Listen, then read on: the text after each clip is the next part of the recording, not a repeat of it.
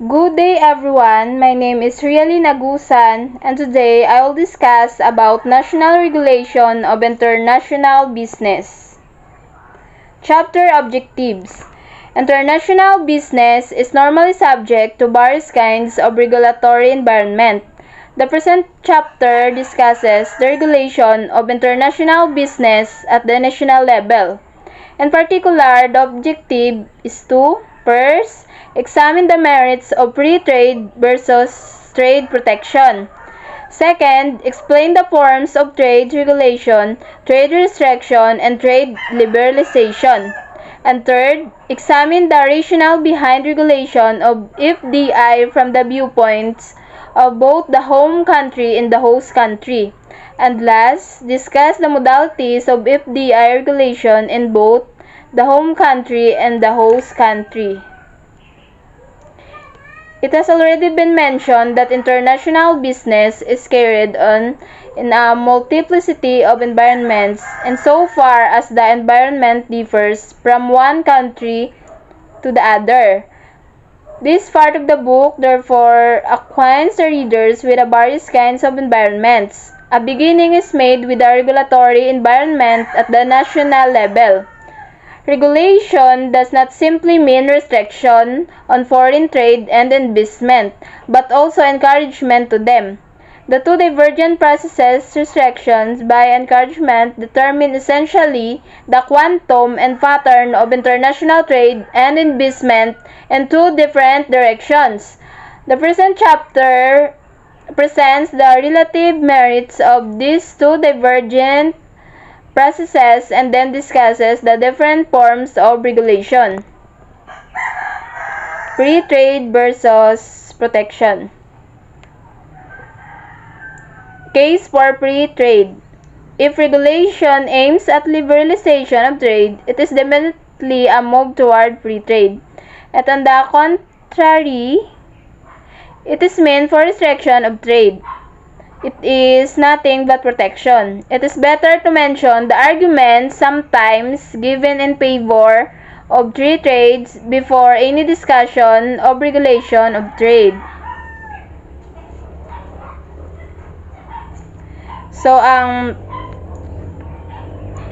So much better nga mabanggit ang mga argumento na nagbibigay pabor sa malayang kalakalan bago italakay ang regulasyon sa kalakalan. So first of all, the argument for free trade rests primarily on the belief that it leads to specialization, which help increase output, and the gains from the increased output is shared by the trading partners.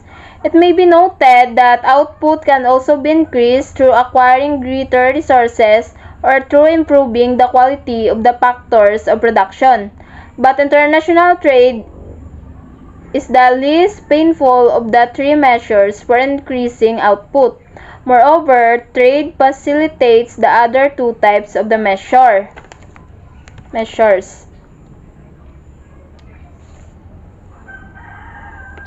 Secondly, free trades generate competition, which in turn promotes efficiency in production.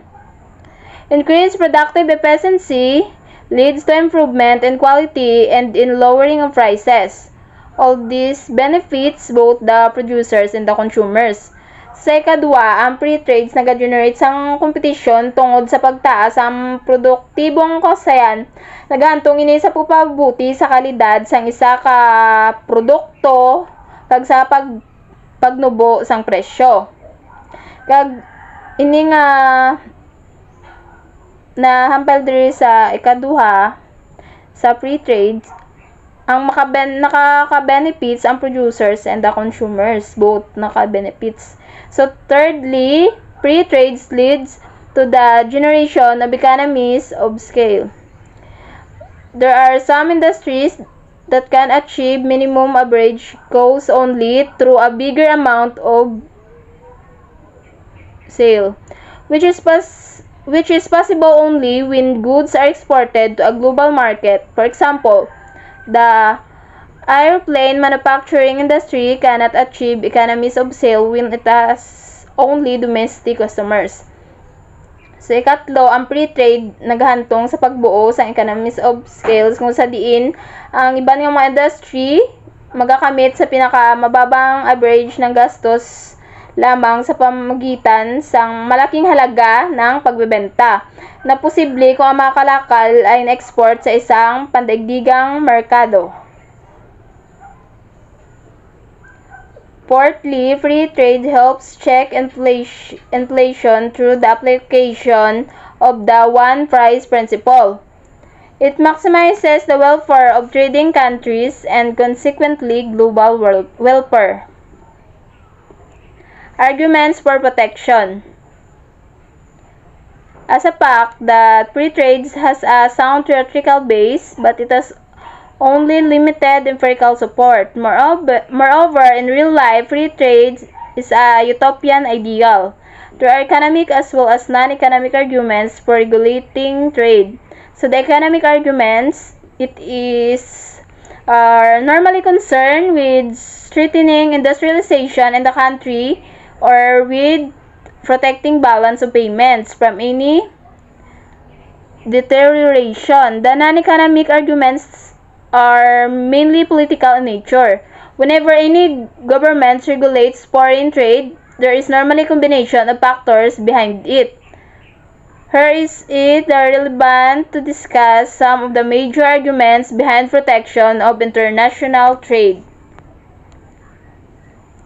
Economic factors. So, first, the infant industry. Infant industry arguments present the most important justification behind the regulation of international trade. Newly born firms are generally not strong enough to compete with well-established firms. Global firms enjoy economies of scale and are able to sell goods at a lower price.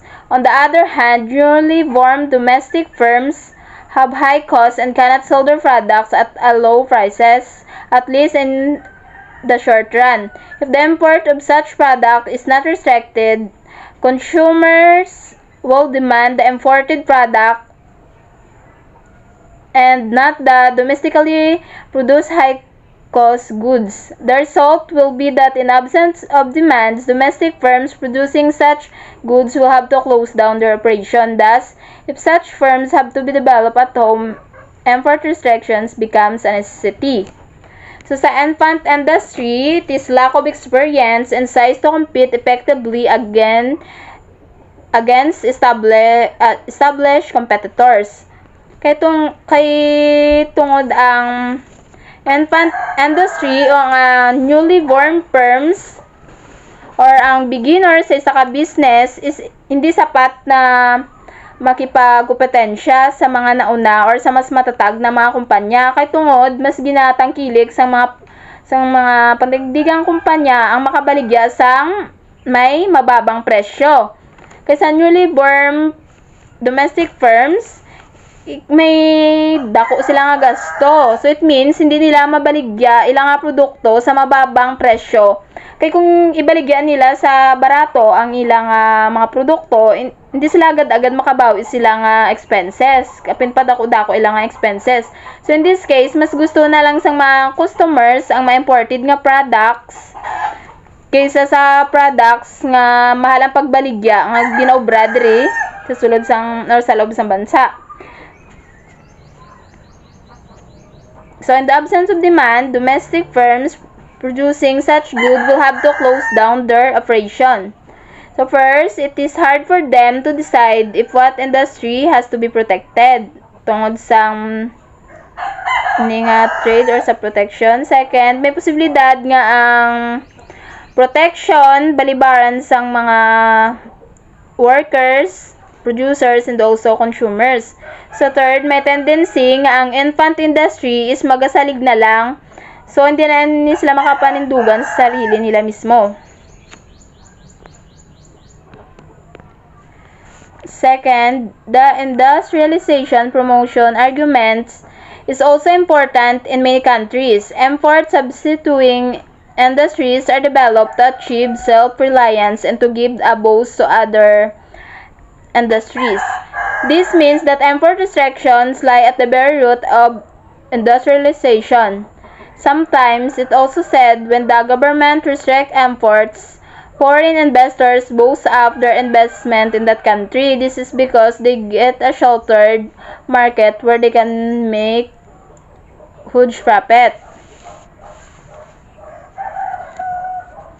So in this case, it means that import restriction lead to foreign investment and flow and thereby strengthens the process of industrialization. So sa maraming bansa,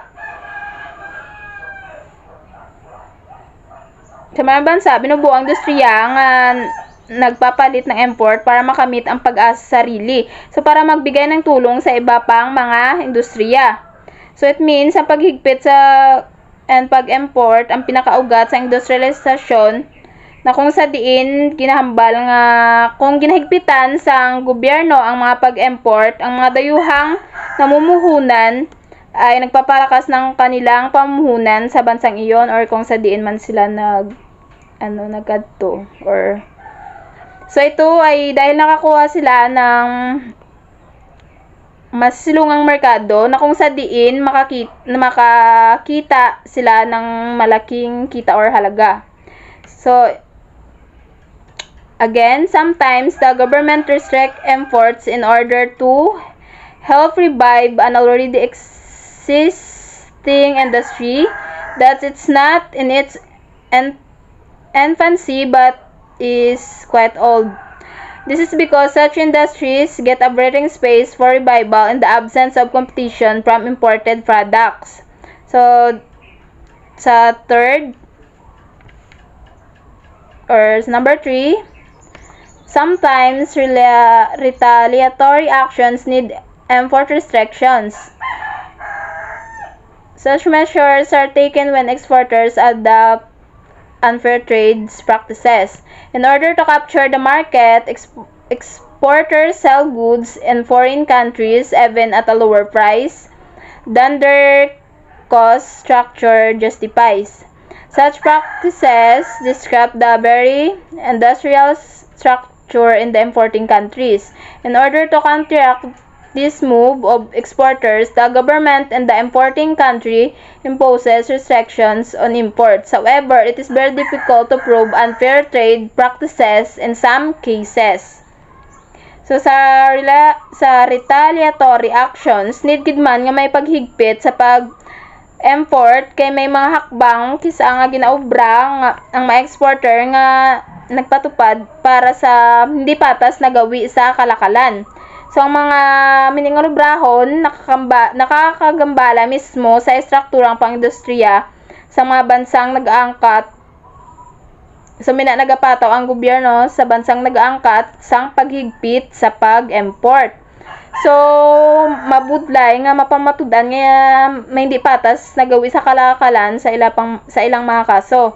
At saka may mga akbang na kadalasang nagiging walang katapusan at napatunayang nakakapinsala ang mga ito ng bansang nangangalakal. Number 4 is balance of payments adjustment. It is another justification either for imposing restrictions on import or for exports encouragement, or both. In developing countries, axing the trade deficities at the root of import restrictions. In India, when the balance of trade was in a very bad shape during the early 1990s, import restrictions measures were adopted quite extensively. Again, the import restrictions measures are often accompanied by exports encouragement measures. So sa balance of payments, ang purpose ni is to monitor all international monetary transactions. All trades conducted by both the private and public sectors are accounted for in the balance of payment in order to determine how much money is going in and out of the country. The basic purpose of balance of payment is to know the strength and weaknesses of the economy.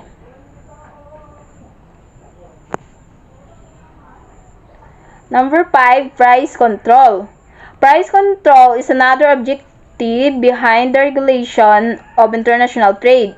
It is often found in cases where the exporting country is in monopolistic or oligopolistic position with respect to a particular commodity. The exporting government shapes the price of the export in such a way that it provides for maximum profit. When the demand for the product is price inelastic, the exporting government raises the price of the product far beyond the cost of production. But if, on the contrary, the demand for export is price elastic and the importing government imposes duty on the import, the price of the product will be unusually high in the hands of the consumers.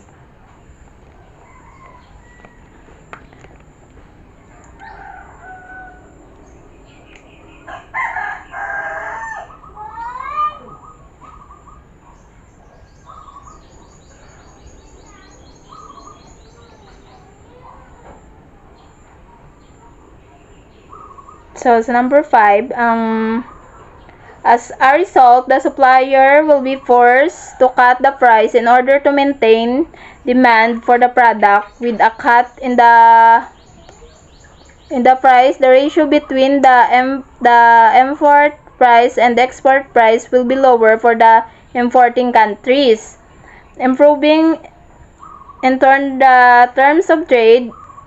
An improvement in the terms of trade means accruing of gains from trade. So the purpose of price control is to ensure that goods and services remain affordable. They are also used to create a fair market that is accessible by all.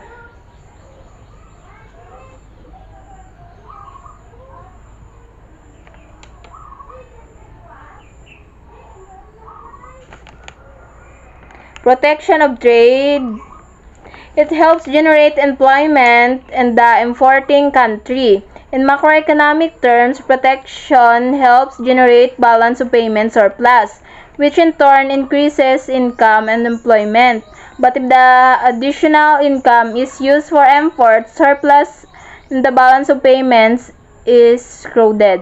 On the contrary, in the macroeconomic employment case, for protection starts with the fact imposition of tariff may raise the demand for labor in a particular industry where import substituting goods are produced. But if labor is not the mobile among industries, this effect may not be felt. So sa protection of trade, sa mga protection sa kalakalan is nakatulong sa pagbuo sa mga trabaho sa pag-angkat bansa. So sa macroeconomics, nakakatulong ang protection sa pagbuo ng surplus ng balanse ng mga pagbabayad na nagpapataas ng kita kag trabaho. But if ang karagdagang kita ay ginagamit para sa pag-import, ang labi sa balanse ng mga pagbabayad ay nababawasan naman.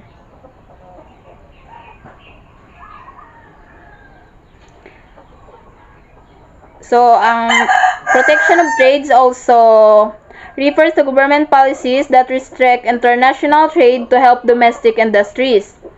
Protection of trades policies are usually implemented with a goal to improve economic activity within a domestic economy, but can also be implemented for a safety or quality concerns. Ang advantage na sa trade protection is nag-include sa possibility of a better balance of trade and the protection of emerging domestic industries. Disadvantage sa trade protection is include a lack of economic efficiency and lack of choice for consumers. Countries also have to worry about retaliation from other countries.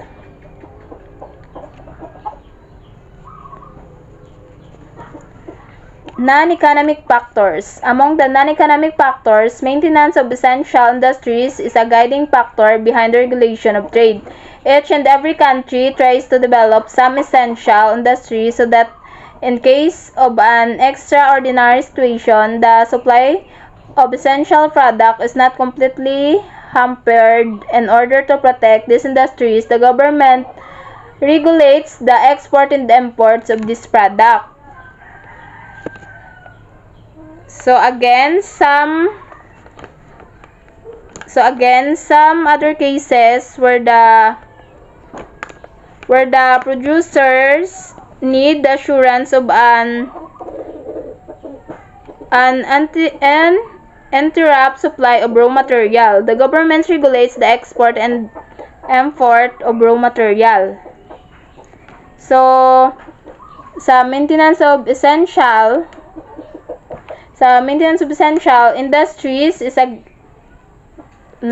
guide sa regulasyon sa isa ka kalakalan. Kung sa diin ginasikap sa bawat bansa ang makabuo sang ilang mahalagang industriya para sa isang extraordinaryong sitwasyon.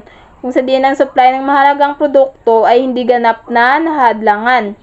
Nang sa gayon, maprotektahan ang mga industriyang ito, ginakontrol sang gobyerno ang pag-export kag also ang pag-import sang mga produkto. So, number 2, trade with unfriendly countries. Trade with unfriendly countries need to be regulated. If the political relations are not friendly between the two governments, trade is not encouraged between them. In cases where minimum trade is conducted, there is often the possibility of non-payment. So, in such cases, trade is highly regulated in terms of commodities and price. So, sa trade with unfriendly countries, ang pakikipagkalakalan sa mga hindi magiliw na bansa ay kailangan i-regulate. Kung ang relasyong pampolitika ay hindi ba lang magkasundo or hindi magkipagkaibigan sa pagitan ng dalawang mahalagang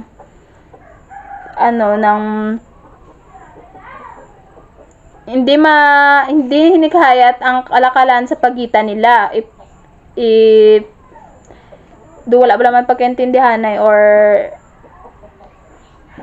hindi mapagkaibigan. Sa mga kaso, kung ang mga minimum ang pangalakal ay sinasagawa, kadalasan may posibilidad nga may hindi pagbabayad. So, sa ganitong mga kaso, ang kalakalan ay lubos na kinokontrol sa mga tuntunin, mga bilihin at presyo. So, kung kisa ang purpose ng trading with the other countries is trade contributes to global efficiency. When a country opens up to trade, personnel and labor shift toward industries in which they are used more efficiently. Societies derive a higher level of economic welfare. So, sa countries naman nga kung man nang wala aga trade sa iban man nga bansa kay tungod many countries have substantial barriers to trade and service in areas such as transportation, communications, and often the financial sector, while others have policies that welcome foreign competition. Moreover, trade barriers affect some countries more than others.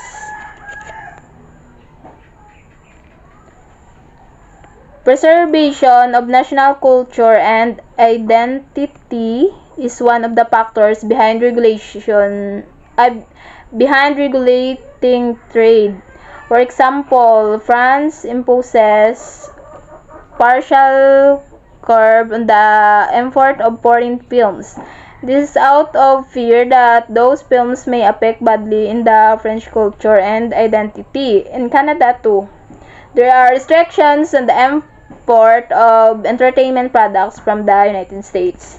So, ang pangalaga sa pambansang kultura at pagkakakilanlan ay isa sa mga salik sa pagsaayos ng kalakalan. So, minagani nagpataw ang France ng pagpigil sa pag-import sang pelikula.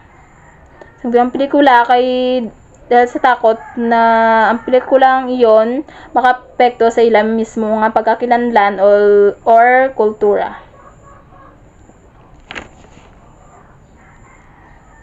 Number 4, preservation of community health is of utmost importance. The essence of health and sanitary regulations is to import only those products that do not adversely affect consumers' health. This is why food products are checked by health authorities the moment they enter ports. So many sa gani nga ang pagpangalaga sa aton nga kalusugan sa komunidad pinaka-importante. Muna gani nga ang gina-import nga mga produkto dapat hindi naka-apekto sa kalusugan sang mga consumers. So mina nga ang food products is gina-check sang health authorities danay bago nang once nga makasulod na sila sa mga daungan. Trade regulation is necessary in order to preserve national security. Industries considered important for national security are often subjected to export or import regulations. The export and import of defense-related products are cases in point. So sa trade regulation is necessary in order to preserve national security. Industries considered important for national security. It is also often subjected to export or import regulations. The export and import of defense-related products are cases in point. So sa next, move from inward-looking to outward-looking trade policy regimes. Neither of the two extremes, completely free trade on the one hand and complete trade restriction on the other, is found in the real life. The real scenario over past couples of decades shows that majority of the developing countries have moved from an inward-looking trade policy regime to an outward-looking one. Here the readers should be acquainted with the nature of these two policy regimes.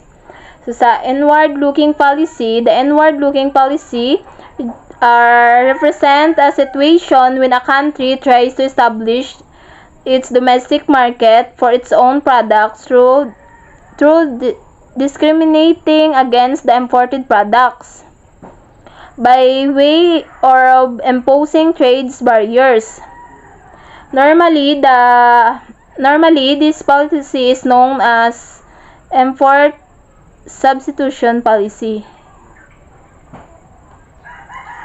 So sa ang inward-looking policy is kumakatawan sa sitwasyon nga kung kailan sinusubukan ng isang bansa na itatag ang kanyang domestic market para sa sarili nitong produkto sa pamamagitan ng diskriminasyon laban sa mga imported nga produkto sa pamamagitan sang pagpataw ng mahadlang sa kalakalan. So ini ang sa inward-looking policy, meaning nga strategy is known as import substitution. Kay kitungod ang meaning nga policy is aimed at substituting imports with domestic production. In this policy, the government protected the domestic industries from foreign competition. ISP was widely in use after the Second World War II until 1980s. The arguments behind the use of the policy during the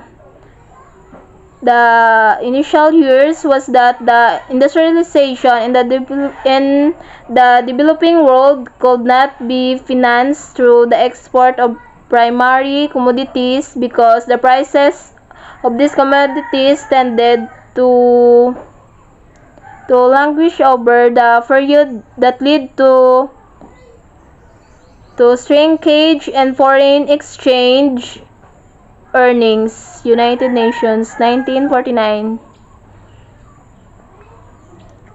So, ang ISP is malawakang gingamit pagkatapos ang World War II in 1980s. Sa mga argumentos sa likod ng paggamit ng patakaran nga ini, understand sa pagpaunlad ng mundo ay hindi matutustusan sa pamagitan ng pagluluwas ng mga pangunahing bilihin dahil ang mga presyo ng mga ito at mga kalakal ay may posibilidad na manghina sa panahon ng bantong sa pag-urong kita sa foreign exchange. So, moreover, ang mini nga policy is help the infant industries to grow. A number of tools were employed to serve the policy objectives such as tariff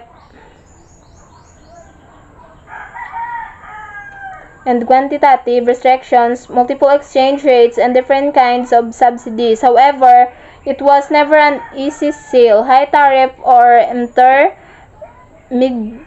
goods harm the final goods producers using those inputs. Outward-looking policy. The outward-looking policy is based on the export-oriented strategy where imports are liberalized and other incentives are provided to boost up exports. This strategy came into light when some East Asian countries shifted from ISP to outward-looking policy, encouraging manufactured exports and recorded faster growth since 1960s. So the policy requires a supportive macroeconomic environment and suitable macroeconomic incentives. The incentive may take the form of investment incentives, softer form of export credit, fiscal incentives for research and development, and setting up of export processing zones.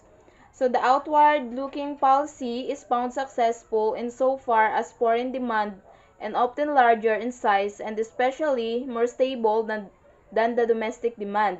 The export tends to reduce in many cases the foreign exchange constraints on growth and also they encourage larger size of production and thereby the economies of scale. The economies of scale influence productivity in a positive way. So the success of the outward-looking policy in many parts of the world that has made this policy an integral component of the development policy throughout the world.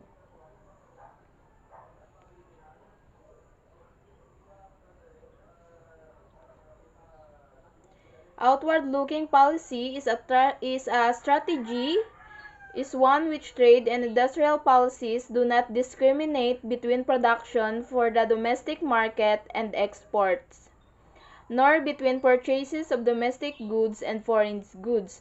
So the key difference between the two strategies ng which is ang inward-looking policy and outward-looking policy is that outward strategy focuses on the development directed through the forces from outside the economy, while the inward strategy focuses on development through within economy forces. Forms of trade regulation at the national level. It may be emphasized at the very beginning that regulation of trade at the national level is not simply confined to the restriction of trade, export, and import. It is also includes different measures that act as stimuli to trade, import, liberalization, and export encouragement. And all trade regulation embraces number 1, restriction of imports, imposition of tariff and non-tariff barriers. B. Currency control such as restriction on the convertibility of the currency into a convertible currencies. C.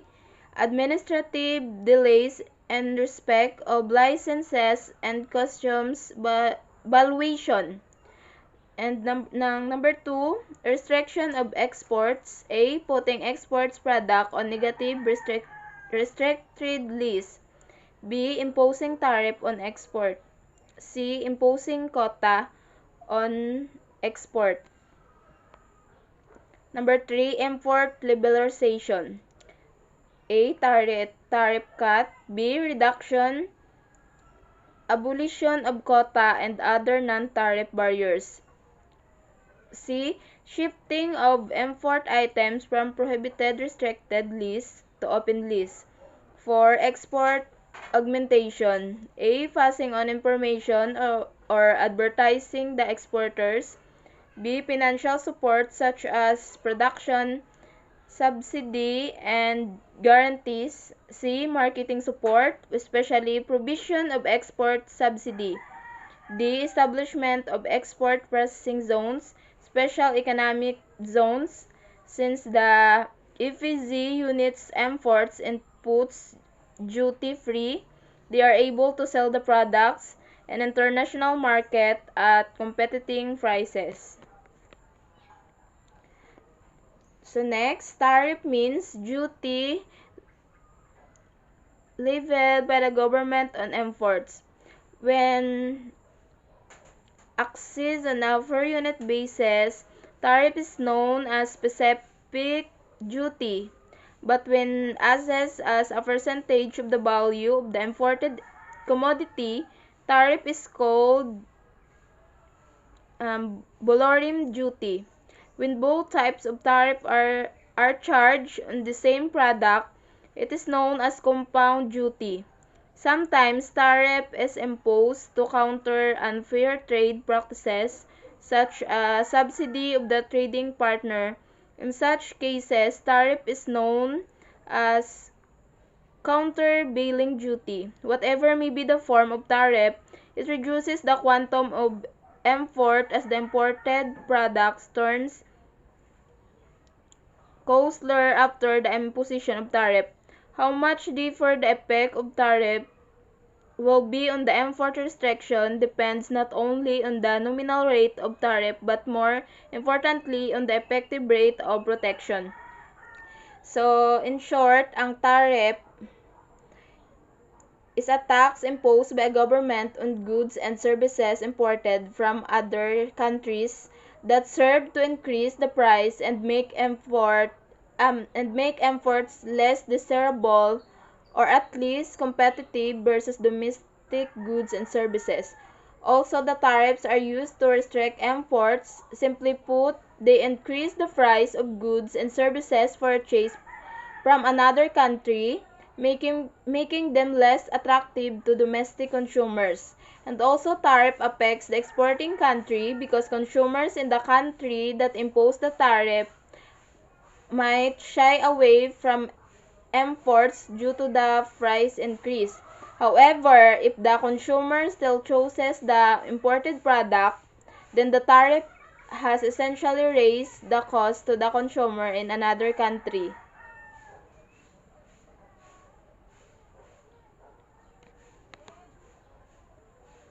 Social cause of tariff. In the preceding subsections, we have seen that the loss of consumer surplus is not completely offset by an increase in producer surplus and government's revenue. The net loss is known as deadweight loss, either in form of protective effect or consumption effect. The deadweight loss represents a social cost of tariff. The consumption effect shows that the domestic consumers have to lower their demand on account of higher prices and use the imported commodities at higher price in the wake of tariff. It goes against the concept that free trade is better than tariff pro-trade.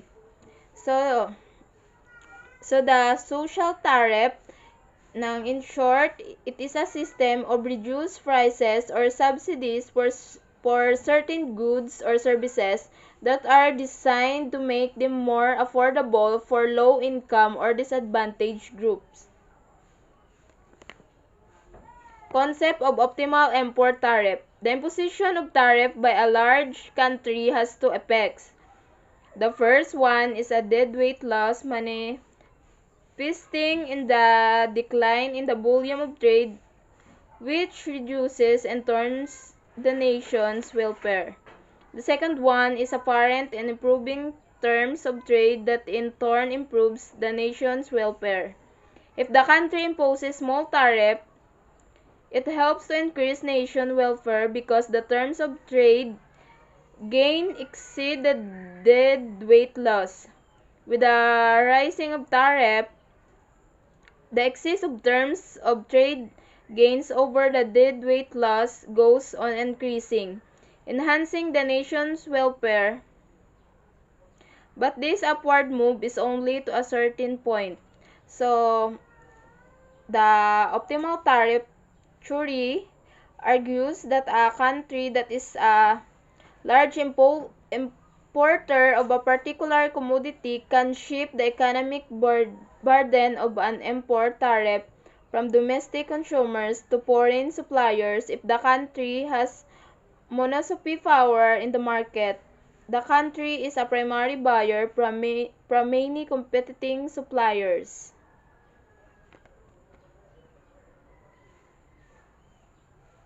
Impact of tariff under general equilibrium analysis.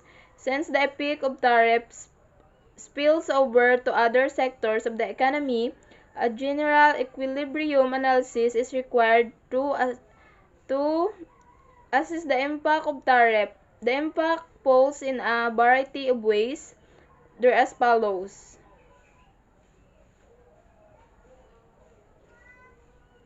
First, tariffs causes an increase in domestic production. Even those domestic producers start meeting the domestic demand that were not capable of producing goods at the international price of the product. Secondly, with the rising production, the income of the factors of production rises, especially if those factors that are used intensively in the production of the product. Raise in income generates demands and thereby output and employment in the country. Thirdly, tariff helps to reduce consumption because the imported goods turn costlier. Lower income of lower consumption means lower welfare. However, if the government uses the tariff income for providing various services to the community, the loss of consumption will be offset partly or wholly. Fourthly, the tariff helps to lower the volume of trade. The reason is that tariff leads to a rise in the domestic production of that commodity. The imports turn costlier on account of tariff. The domestic ability of goods at a lower price helps to cut the volume of imports. If the tariff is very high, it is possible that the import of the commodity in question comes down to a zero level. Fifthly, when the tariff-imposing country is large enough to influence the world demand and prices, the imposition of tariff compels the foreign suppliers to reduce the price of the product. The lower price of the import helps to improve the terms of trade. So the quota is an instrument to put quantitative restriction on import. It may take different forms. One is the outright limitation on the quantity of import. Limitation may be either a global one or specific to a country. So for example, if the government permits the import of only 2,000 bicycles without mentioning a particular country, it will be a global quota. But if the government limits the import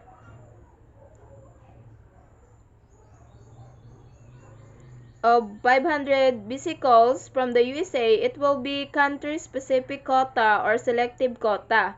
So, since the global quota is based on first come, first served, the importing country has to accept those supplies that are made earlier, irrespective of their quality and source.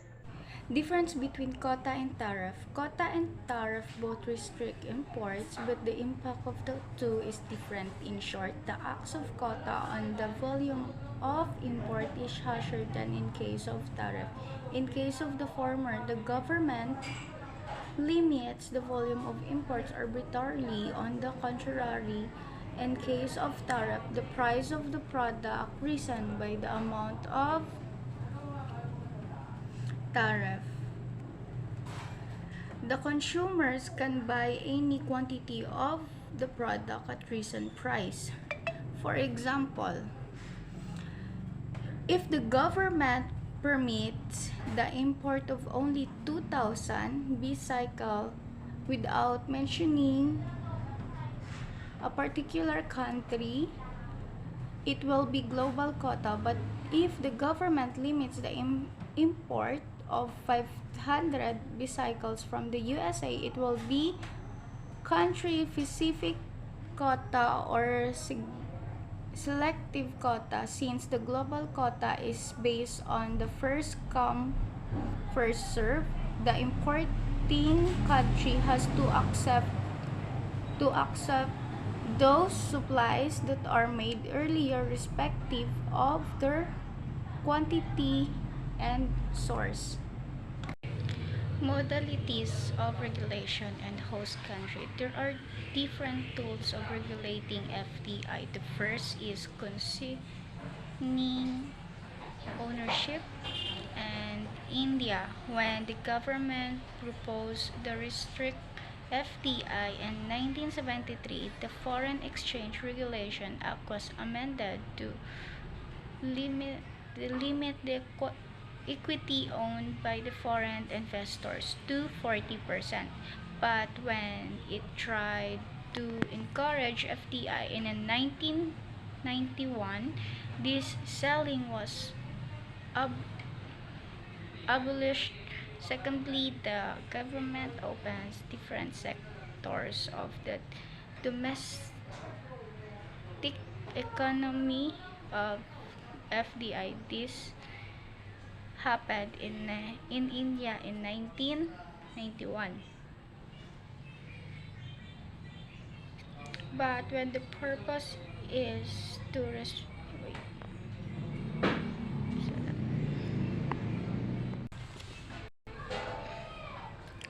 modalities of regulation in home country. When the home country government intends to encourage FDI outflow, it provides insurance cover to the investors against political risk in the host country. Sometimes it grants loans to investors for investment abroad or guarantees loans provided by financial institution. Again, it provides tax rebates on the inflow of dividend and other fees. Last but not least, it puts pressure on the host country government to relax restriction, if any. Indian Special Economic Zone. In April 2000, the Indian government announced the Special Economic Zone policy to make the existing export processing zone even more effective and to set up the new ZIS in the content of the country export promotion program. The policy emphasizes on the quality infrastructure along with an attractive fiscal package. both of both at the same century and the state level, and on the minimum possible regulation Special Economic Zones Act 2005 in order to seize a reality. The government enacted Special Economic Zone Act 2005 in June 2005, which came into effect on February 10, 2006, providing for drastic simplification of the producers and a single window clearance on the matters relating to central as well as the state government. The main objectives of the CIS or Act are as follow: generation of additional economic activity, promotion of export of goods,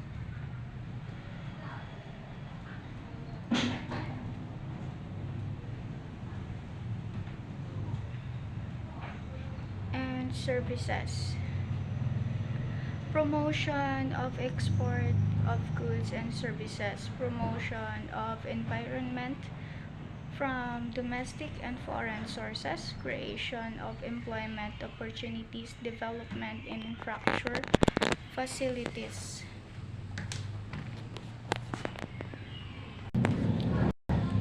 The act envisaged by role of the state's government in export promotion in the creation of related infrastructure. A single window approval mechanism has been provided through a 19-member interministerial is this broad of approval or the application duly committed by the respective states governments would the administration are and considered by this BOA. Periodically, all decisions of the BOA are with consensus. The CIS Rules 2006, the CIS Rules created subsequently.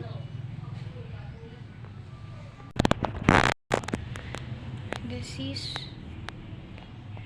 rules created subsequently provide for minimum land requirement for different classes of CIS.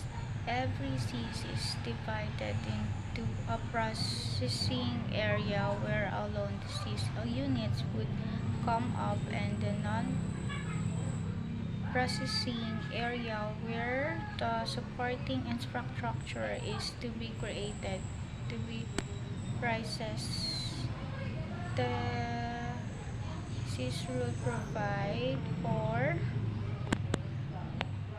simplified procedure for development, operation, and maintenance of the special economic zones and for setting up units and conducting business in this.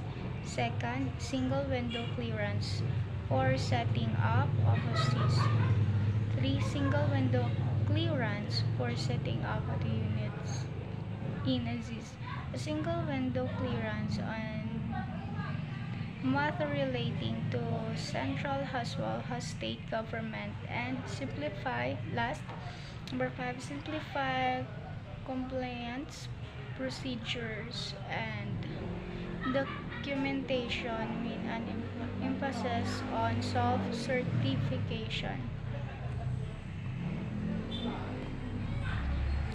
The developer submits the proposal of establishment of CIS to the concerned states A state government.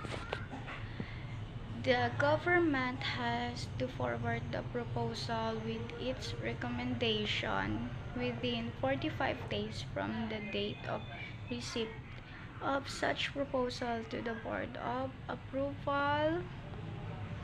Consti-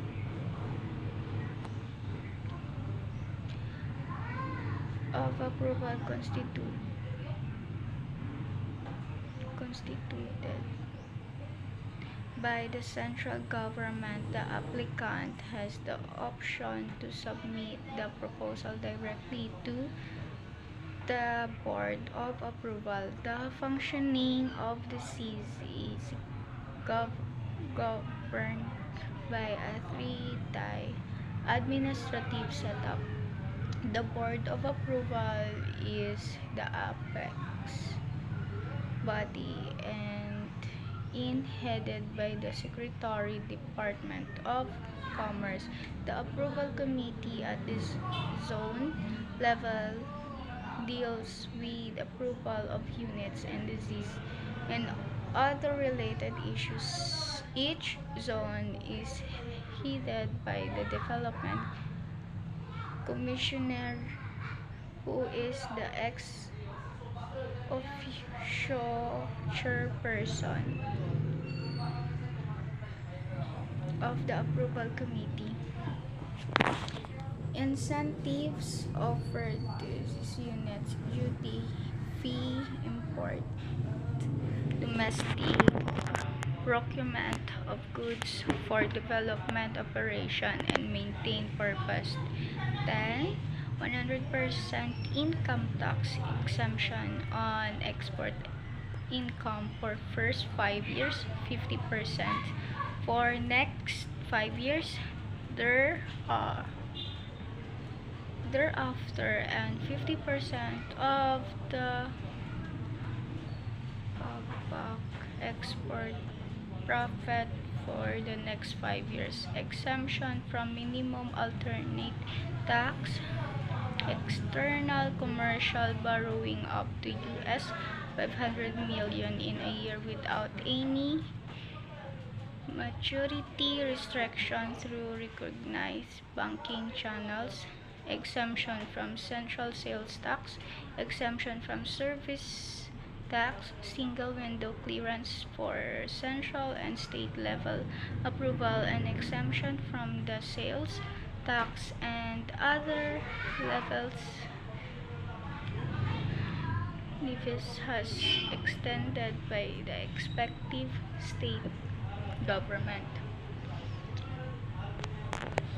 Once this has been approved by the Board of Approval and the central government has notified, the area of the seized units are allowed to be set up and seize all the approvals for getting up of units and the seize of approval at the zone level by the approval committee consisting of a development commissioner, customs authorities, and representatives of the state government. All post-approval clearance, including grant of importer, exporter code number, change in the name of the company or implementing agency, board banding, diversification, etc., are given at the zone level by the development commissioner. The performance of these units are periodically monitored by the approval committee, and the units are liable for a panel action under the provision of Foreign Trade Development and Regulation Act in the case of violation of the condition of the approval. Number of SEZs: there were 15 APS operating before the enactment of the SEZ Act. All of them were converted into SEZs. Moreover, 260 new were added to the list Till September 2008 of the new 2,060 units, 56 were set up in Andhra Pradesh, 42 in Tamil Nadu, 38 in Maharashtra, 24 each in Karnataka and Haryana, 23 in Gujarat, and the rest were set up in other states and union territories. ISIS and the growth of labor-intensive manufacturing industry. Out of the 531 formal approvals given till September 2008,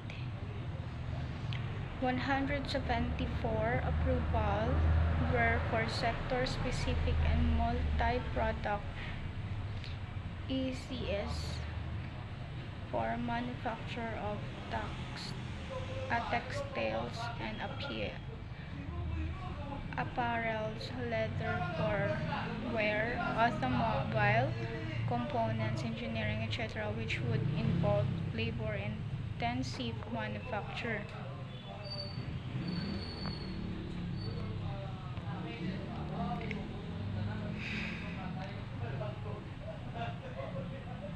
SEZs are going to lead to the creation of employment for a large number of the unemployment rural youth, Nokia and Flextronics, electronics hardware. ISIS is Sri Sri Priramdur are already providing employment to 14,577 and 1,058 persons respectively.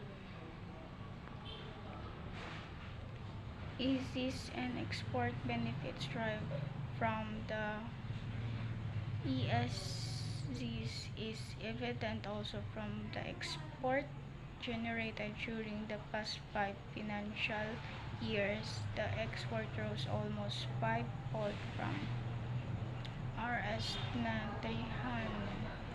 1,139 billion in FY 2003 to 2004 to Rs 666 billion in FY 2007-2008. The performance of the SECs on this count was sizable during FY 2007-2008, as there was 92%